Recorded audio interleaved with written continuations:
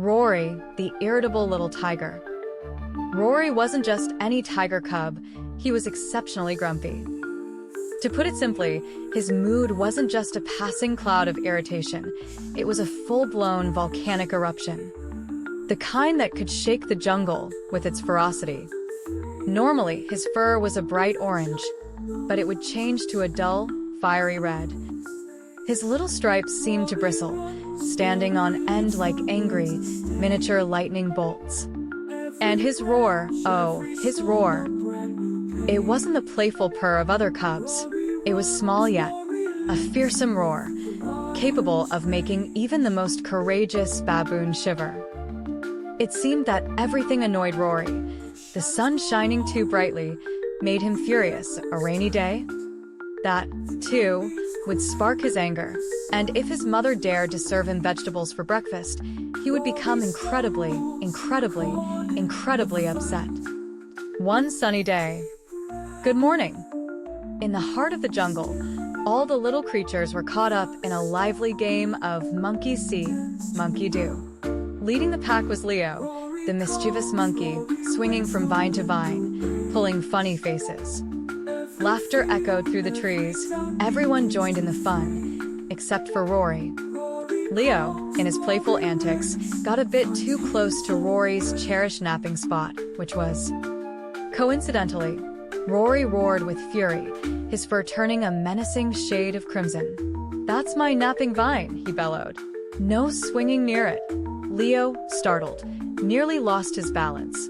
"But Rory," he stammered, "we're just playing." Rory stomped his tiny paws in frustration, unable to complete his sentence. Playing was for. He was too furious to find the words. Meanwhile, the other animals, a small elephant named Elmo, a giraffe called George, and a young warthog named Wilbur, exchanged nervous glances. They all genuinely liked Rory. Rory was difficult to be around, his anger was palpable. "Maybe we should try a different game," Elmo whispered, his trunk hanging low. George nodded in agreement, his long neck swaying with the weight of their shared disappointment. Watching them, Rory felt a small pang of...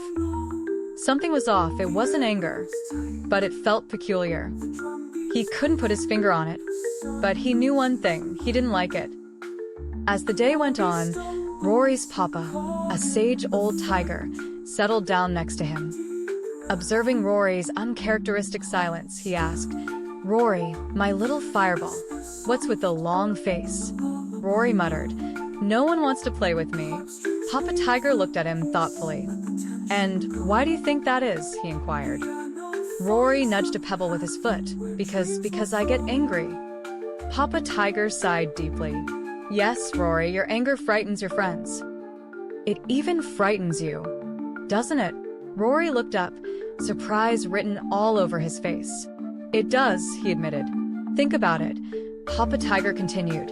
"When anger grips you, your heart races, your fur heats up, and you feel all jittery inside, right?" Rory nodded in agreement. "It's like a volcano on the brink of eruption." "Exactly," Papa Tiger exclaimed. "And just like a volcano, your anger, it needs a release, a way to simmer down instead of erupting wildly." "But how?" Rory's voice was just a quiet murmur. Papa Tiger grinned. "I've been picking up some techniques from a wise, old tortoise. He calls them turtle breaths. Would you like to give it a try?" Rory, eager to rein in his fiery temper, nodded with enthusiasm. "First," Papa Tiger instructed, "we take a deep breath, as if we're inhaling the sweet aroma of ripe mangoes." He demonstrated by taking a slow, deep breath, his belly lifting and lowering as he did. "And then we exhale." He released his breath slowly, as if tenderly sending dandelion seeds into the wind. Rory gave it a shot. Inhaling deeply, he imagined the delightful scent of mangoes. Exhaling, he pictured those delicate dandelion seeds drifting gently in the breeze. He noticed something had changed. Though there was still a flicker of anger simmering within him, it wasn't as fierce as before. Papa Tiger went on. "When you sense your anger beginning to build, try counting to 10 slowly. This allows your mind the opportunity to catch up with your emotions. Rory dedicated himself to practicing turtle breaths and counting to 10 daily. It wasn't an easy journey. Anger would often threaten to explode like a rogue firework. Yet, Rory persisted, remembering the tremors, the heated fur, and how it frightened his friends. He didn't want to feel like that anymore. Then one day, Leo wandered a bit too close to Rory's favorite napping spot again. Rory felt that familiar warmth bubbling up inside him. He inhaled deeply, as if savoring the scent of mangoes, and began to count slowly to 10. Have you ever noticed how downcast Elmo and George appear when anger takes over? Instead of roaring, Rory paused and asked, "Leo, could you swing a bit further away, pretty please?" Leo, caught off guard, nodded and said, "Of course, Rory." As Rory watched Leo move, a gentle warmth flowed through him. His heart swelled, not with anger, but with joy. From that day forward, Rory managed to keep his temper in check.